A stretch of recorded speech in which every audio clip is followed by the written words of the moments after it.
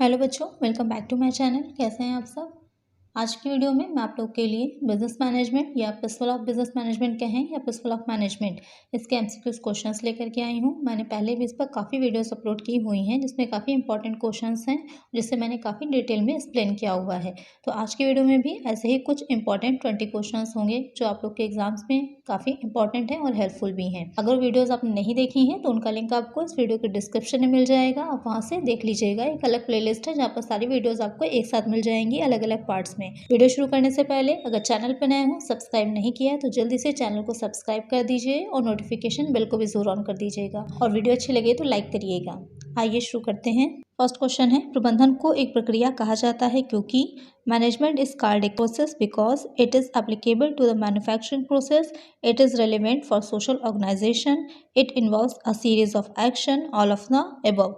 तो क्वेश्चन में पूछ रहा है कि जो प्रबंधन होता है, मैनेजमेंट होता है, उसको एक प्रोसेस क्यों कहा जाता है। आपने पढ़ा होगा कि प्रबंधन जो होगा वो एक प्रक्रिया है, मैनेजमेंट इज ए प्रोसेस। तो क्यों है प्रोसेस, यही पूछ रहा है। ये निर्माण प्रक्रिया के लिए उपयोगी है या सामाजिक संगठन के लिए प्रासंगिक है, इसमें कार्यों की एक श्रृंखला होती है, उपरोक्त सभी। तो ये प्रक्रिया इसलिए कहा जाता है कि प्रबंध एक प्रक्रिया है क्योंकि उसमें कार्यों की एक श्रृंखला शामिल है। It involves A series of action. सबसे पहले क्या होता है, नियोजन होगा, संगठन होगा, नियंत्रण है, निर्देशन है, ये एक सीरीज में कार्य चलते चले जाते हैं। जैसे कि आप फिगर स्क्रीन पर देख रहे होंगे कि एक जो इसके कार्य होते हैं वो इसकी एक प्रक्रिया के तरह, प्रोसेस की तरह प्रबंध द्वारा किए जाते हैं, इसलिए इसको प्रबंध को एक प्रक्रिया कहा जाता है। तो यहाँ पर करेक्ट आंसर हो जाएगा ऑप्शन सी। नेक्स्ट क्वेश्चन है, प्रशासन है dash, administration is dash, policy making, active direction to get things done, executing the policy, none of these. तो क्वेश्चन पूछ रहा है कि प्रशासन क्या है, एडमिनिस्ट्रेशन क्या है। नीति निर्माण का काम करता है, कार्यों को करने के लिए सक्रिय दिशा देता है, नीतियों को क्रियान्वित करता है, या फिर इनमें से कोई नहीं। तो जो प्रशासन होता है, एडमिनिस्ट्रेशन होता है, वो नीति निर्माण का कार्य करता है, पॉलिसीज को बनाता है। तो यहाँ पर करेक्ट आंसर हो जाएगा ऑप्शन ए। नेक्स्ट क्वेश्चन है, प्रबंधन डैश है, management is dash, tangible, intangible, fictitious, all of the above. Question पूछ रहा है जो प्रबंधन होता है वो क्या है, मूर्त है यानी हम उसे देख सकते हैं, अमूर्त है हम उसे देख नहीं सकते, काल्पनिक है, या फिर उपरोक्त सभी, ये सभी है। तो जो प्रबंधन होता है, मैनेजमेंट होता है, हम उसे देख नहीं सकते, उसका काम तो हर स्तर पर रहता है। एक ऑर्गेनाइजेशन में हर जगह मैनेजमेंट की हमें ज़रूरत तो पड़ती है लेकिन हम उसे देख नहीं सकते। तो वो क्या हो जाएगा, इंटैंगेबल हो जाएगा, अमूर्त हो जाएगा। तो यहाँ पर करेक्ट आंसर हो जाएगा ऑप्शन बी। नेक्स्ट क्वेश्चन है, मध्य प्रबंधन डैश है, middle management dash consist of departmental managers, motivates lower management, both A and B, none of these. तो क्वेश्चन में पूछ रहा है कि मध्य प्रबंधन जो होता है उसमें क्या रहेगा। विभागीय प्रबंधक होते हैं, निचले प्रबंधन को प्रेरित करते हैं, ए और बी दोनों, इनमें से कोई नहीं। तो प्रबंध तीन तरह के होते हैं मेनली, उच्च स्तरीय प्रबंध हो जाता है, मध्य स्तरीय और निम्न स्तरीय हो जाता है। तो यहाँ पर पूछ रहा है जो मध्य स्तरीय हो जाएगा, मिडिल मैनेजमेंट होगा, वो क्या करता है या उसमें क्या होता है। तो उसमें डिपार्टमेंटल मैनेजर्स होते हैं और जो नीचे स्तर का, निम्न स्तर का प्रबंध होता है वो उसको प्रेरित भी करते हैं। तो यहाँ पर जो करेक्ट आंसर, ए और बी दोनों ऑप्शन करेक्ट हो जाएंगे। तो करेक्ट आंसर होगा option C, both A and B. Next question है, शीर्ष प्रबंधन में डैश शामिल होते हैं, top management consist of dash, financial manager, sales manager, personnel manager, board of directors and chief executives. Question में पूछ रहा है जो शीर्ष प्रबंध होता है, टॉप मैनेजमेंट होता है। मैंने अभी आपको इससे पहले के क्वेश्चन में बताया था कि तीन तरह का हो जाएगा, टॉप हो जाता है, मिडिल हो जाता है और लोअर हो जाता है। तो यहाँ पर जो शीर्ष प्रबंध होता है, टॉप मैनेजमेंट होगा। तो जो वित्तीय प्रबंधक है, बिक्री प्रबंधक है या फिर कार्मिक प्रबंधक है, ये किस में आ जाएंगे, ये हो जाते हैं मिडिल मैनेजमेंट में। इससे पहले के क्वेश्चन में आपने समझा जो विभागीय प्रबंधक होते हैं तो ये अलग अलग विभागीय तो होंगे, फाइनेंशियल डिपार्टमेंट हो जाता है, सेल्स डिपार्टमेंट हो जाता है और सोलर डिपार्टमेंट हो जाता है। तो ये अलग अलग विभाग हो जाते हैं। तो ये किस में चले जाते हैं, ये हो जाएंगे मिडिल मैनेजमेंट में। तो जो टॉप मैनेजमेंट में आएंगे वो कौन से हो जाएंगे, board of directors and chief executive. तो यहाँ पर करेक्ट आंसर हो जाएगा ऑप्शन डी। नेक्स्ट क्वेश्चन है, समन्वय का अर्थ है dash, coordination means dash, organising activities, directing activities, synchronising activities, both A and B. तो क्वेश्चन में पूछा जो समन्वय होता है, कोऑर्डिनेशन होता है, उसका क्या अर्थ होता है। गतिविधियों का आयोजन करना, गतिविधियों को निर्देशित करना, गतिविधियों को साथ साथ करना, ए और बी दोनों। तो जो समन्वय होता है उसका अर्थ हो जाता है गतिविधियों को समक्रमिक बना देना, यानी कि एक जैसा बना देना या एक साथ सब लोग मिल करके कार्य करें। तो यहाँ पर करेक्ट आंसर हो जाएगा ऑप्शन सी। नेक्स्ट क्वेश्चन है, आदेश की एकता का तात्पर्य है unity of command, employees A subordinate should receive orders from all the superiors. Individuals must sacrifice in the larger interest, be unaccountable to one and only one superior, none of these। तो question में पूछ रहा है जो आदेश की एकता होती है, unity of command होता है, उसमें उसका क्या अर्थ होता है या क्या उसका आशय है। एक अधीनस्थ को सभी वरिष्ठों से आदेश प्राप्त करना चाहिए, व्यक्तियों को बड़े हित में बलिदान देना चाहिए, एक और केवल एक वरिष्ठ के प्रति जवाबदेह होना, इनमें से कोई नहीं। तो आदेश की एकता का मतलब होता है कि हमें एक ही व्यक्ति से आदेश मिले और एक ही व्यक्ति के प्रति हम जवाबदेह हों। तो यहाँ पर जो करेक्ट आंसर है वो हो जाएगा be accountable to one and only one superior. Correct answer हो जाएगा ऑप्शन सी। नेक्स्ट क्वेश्चन है समय अध्ययन का उद्देश्य है समय की बर्बादी को दूर करने के लिए, समय पर सहायता देने के लिए, उचित दिनों के काम का निर्धारण करने के लिए, देखने का समय। क्वेश्चन पूछ रहा है कि purpose of time study is dash, to remove wastage of time, to give timely assistance, to determine fair day's work, watching time. तो क्वेश्चन पूछ रहा है जो टाइम स्टडी होती है, तो टाइम स्टडी कहाँ से आया है, जो वैज्ञानिक प्रबंध दिया था, किसने दिया था, टेलर ने दिया था। तो वैज्ञानिक प्रबंध की जो विधि थी या उसके सिद्धांत थे, प्रिंसिपल्स ऑफ साइंटिफिक मैनेजमेंट, उस सिद्धांत थे, 5 सिद्धांत थे। एक हो जाता है पारस्परिक सहयोग अथवा मानसिक क्रांति का, म्यूचुअल कोऑपरेशन और मेंटल रिवोल्यूशन। दूसरा हो जाता है प्रमाणित कार्य का निर्धारण, setting up of a standard task. इसमें कुछ चीज़ें बताई थी जो प्रमाणित कार्य का निर्धारित करती थी, तो उसमें टाइम स्टडी यानी कि समय अध्ययन भी उन्होंने बताया था। तो यहाँ पर जो टाइम स्टडी होती है, एक एवरेज मजदूर को चुन लिया जाता है, उससे क्या किया जाएगा, जो काम होगा उसे छोटे छोटे अंशों में बांट दिया जाएगा, छोटे छोटे एलिमेंट्स में बांट दिया जाता है। फिर स्टॉप वॉच की सहायता से ये देखा जाता है कि उस अंश को पूरा करने में जो मजदूर है कितना समय ले रहा है। इससे ये अंदाजा लगाया जाता है कि किसी कार्य को करने में सही टाइम कितना लगेगा। तो वही हो जाता है टाइम स्टडी। तो यहाँ पर करेक्ट आंसर हो जाएगा option C, to determine fair day's work. Next question है प्रमाणित कार्य की निर्धारण की तकनीकें हैं, setting up of a standard task, techniques are time study, motion study, A and B both, none of these.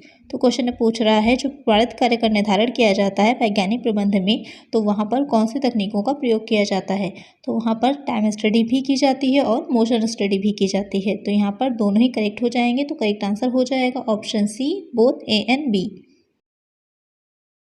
Next question है वैज्ञानिक प्रबंधन के अंतर्गत कार्य के वैज्ञानिक विश्लेषण के लिए डैश की आवश्यकता होती है। Scientific analysis of work under scientific management requires dash, time study, motion study, both A and B, work study. तो क्वेश्चन में पूछ रहा है जो वैज्ञानिक प्रबंध का विश्लेषण किया जाता है, कुछ पहले जैसा ही क्वेश्चन है, थोड़ा सा वर्डिंग्स का चेंज है। तो अगर वो क्वेश्चन आता है या ये क्वेश्चन आता है तो दोनों का ही आंसर आपका सेम ही रहेगा, time study and motion study. तो करेक्ट आंसर हो जाएगा option C, both A and B. Next question है प्राधिकरण का तात्पर्य डैश से है, authority refers to dash, getting work done, right to get work done, being in a managerial position, scalar chain. तो क्वेश्चन में पूछ रहा है जो प्राधिकरण होता है, अथॉरिटी होती है, उसका क्या तात्पर्य होता है, काम करना, कार्य करने का अधिकार होना, प्रबंध की स्थिति में होना, स्कॉलर चेन। तो जो प्राधिकरण होता है, अथॉरिटी होती है, तो उसका अर्थ हो जाता है कार्य करने का अधिकार। अथॉरिटी का मतलब ही होता है कि कहते नहीं किसी चीज़ के लिए आपको अथॉरिटी है, अधिकार है। तो यहाँ पर जो प्राधिकरण है उसका तात्पर्य हो जाएगा कार्य करने का अधिकार। करेक्ट आंसर हो जाएगा option B, right to get work done. Next question है निम्नलिखित में से कौन नियोजन प्रक्रिया में शामिल है, which among the following involves in the planning process, selection of objective, determine the way to achieve objective, both A and B, none of the above. तो क्वेश्चन पूछ रहा है जो नियोजन प्रक्रिया होती है, प्लानिंग प्रोसेस होती है, तो उसमें कौन सी चीज़ें आती हैं। तो वहाँ पर सबसे पहला ही इंपॉर्टेंट हो जाता है लक्ष्यों या उद्देश्यों का निर्धारण करना, अपने गोल्स को, अपना ऑब्जेक्टिव्स को सेट करना, उसके बाद ही हम प्लानिंग कर पाएंगे। सबसे पहले हमें ये पता होना चाहिए ना कि हमारा गोल क्या है, हमारा पर्पस क्या है, जिसके लिए हमें प्लानिंग करनी है। तो पहला पॉइंट ही हो जाता है उद्देश्य का निर्धारण करना, उद्देश्य का चयन करना। उसके बाद हो जाता है रणनीति या व्यवस्था बनाना, यानी कि स्ट्रैटेजी बनाना, जिसमें आपके कई ऑप्शंस आ जाते हैं। तो उसमें पहला हो जाता है विकल्पों का निर्धारण एवं मूल्यांकन करना, ये देखना कि कौन कौन से विकल्प हमारे पास अवेलेबल है, कौन कौन से ऑप्शन अवेलेबल हैं, जो सर्वोत्तम विकल्प होगा उसका चयन किया जाएगा। उसके बाद हम नीतियाँ निर्धारित करेंगे, कार्यविधि का निर्धारण करेंगे, नियमों की रचना करेंगे, फिर बजट बनाएंगे, फिर कार्यक्रम यानी कि प्रोग्राम बनाएंगे। तो ये हो जाती है हमारी प्लानिंग प्रोसेस, नियोजन प्रक्रिया। तो यहाँ पर जो आपके ऑप्शंस में दे रखा था, एक उद्देश्य का चयन हो गया, सिलेक्शन ऑफ ऑब्जेक्टिव जो कि पहला ही हमारा होता है, उसके बाद उद्देश्य प्राप्त करने का विकल्प। यहाँ पर आपको डायरेक्ट रणनीति या व्यवस्था ना देकर उसने क्या दे दिया है, उद्देश्य प्राप्त करने का विकल्प। तो कंफ्यूज नहीं होना, ये भी हमारा उसी में ही आ जाता है नियोजन प्रक्रिया में। तो यहाँ पर जो करेक्ट आंसर हो जाएगा वो होगा option C, A and B both. Next question है निम्नलिखित में से कौन एक एकल उपयोग योजना है, which among the following is a single use plan, objectives, policies, rules, budget. तो क्वेश्चन में पूछ रहा है आपसे कि कौन सा जो इसमें से है वो एक बार उपयोग करने वाली या एक ही चीज़ की दिशा में एक ही दिशा में उपयोग करने वाली योजना है। उद्देश्य, नीति या नियम या बजट। तो जो हम बजट बनाते हैं, जिस उद्देश्य से हम बनाते हैं, उसी में ही हम उसका यूज़ कर पाते हैं। अगर हम प्रोडक्शन डिपार्टमेंट का बजट बना रहे हैं किसी वस्तु से रिलेटेड, किसी प्रोडक्ट से रिलेटेड, तो उसी में ही उसका यूज़ होगा। तो यहाँ पर करेक्ट आंसर हो जाएगा option D, budget. Next question है, डैश कार्य की समय सारणी है, dash is a time table of work, budget, project, programmes, schedules. Question में पूछ रहा है कि जो भी ऑप्शंस दे रखे हैं उसमें से कौन जो है वो एक टाइम टेबल ऑफ वर्क है, यानी कार्य करने का टाइम टेबल है।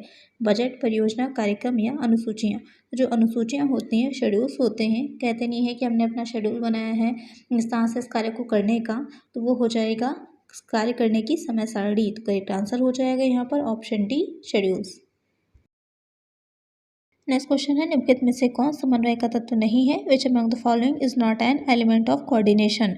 Integration, balancing, proper timing, directing.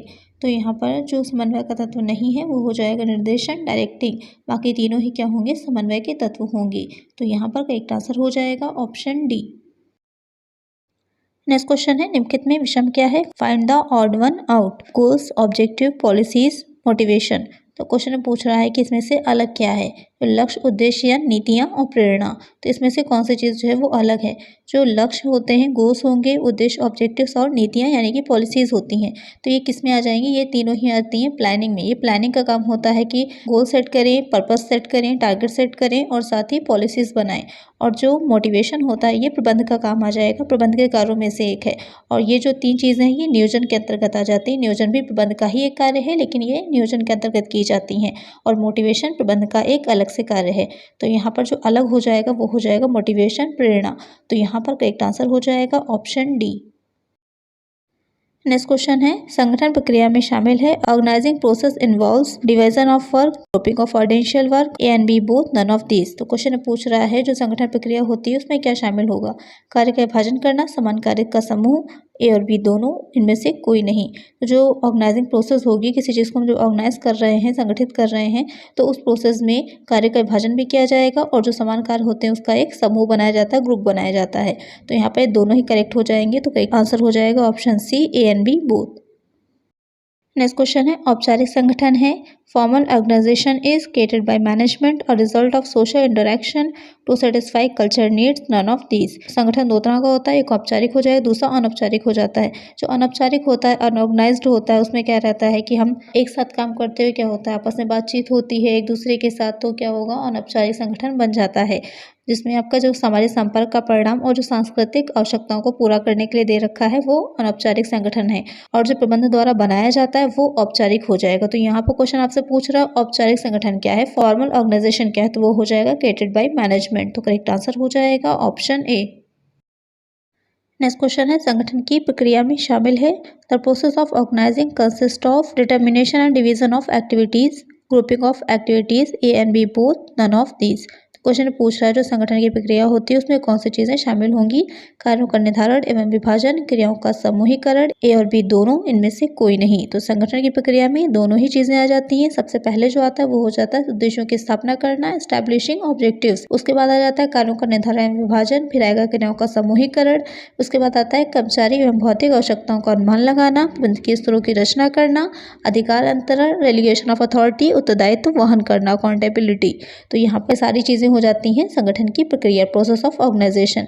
तो उसकी प्रक्रिया में कौन सी चीज़ें शामिल हो जाएंगी? दोनों ही आ जाएंगी। तो करेक्ट आंसर हो जाएगा both, A and B, option C. Next question लेते हैं, ये कथन किसका है? प्रबंध वही है जो प्रबंध का कार्य करता है। Who said this? Management is what a manager does। तो क्वेश्चन आपसे पूछ रहा है कि जो डिफिनेशन है वो किसने दी थी? Louis Allen, Henri Fayol, Newman and Sumner, William Spriegel. तो आपको बताना है कि डिफिनेशन किसकी है। तो ये प्रबंध की डिफिनेशन है जो किसने दी थी? लुइस एलन ने दी थी। तो यहाँ पर करेक्ट आंसर हो जाएगा ऑप्शन ए। आज की वीडियो में इतना ही, मिलते हैं नेक्स्ट वीडियो में कुछ और नए क्वेश्चन के साथ। अगर वीडियो अच्छी लगी हो तो जल्दी से लाइक कर दीजिए और चैनल पर नए हो तो सब्सक्राइब कर दीजिएगा और नोटिफिकेशन बेल को भी जरूर ऑन करिएगा। ज़्यादा से ज़्यादा फ्रेंड्स के साथ शेयर कर दीजिएगा। Thank you.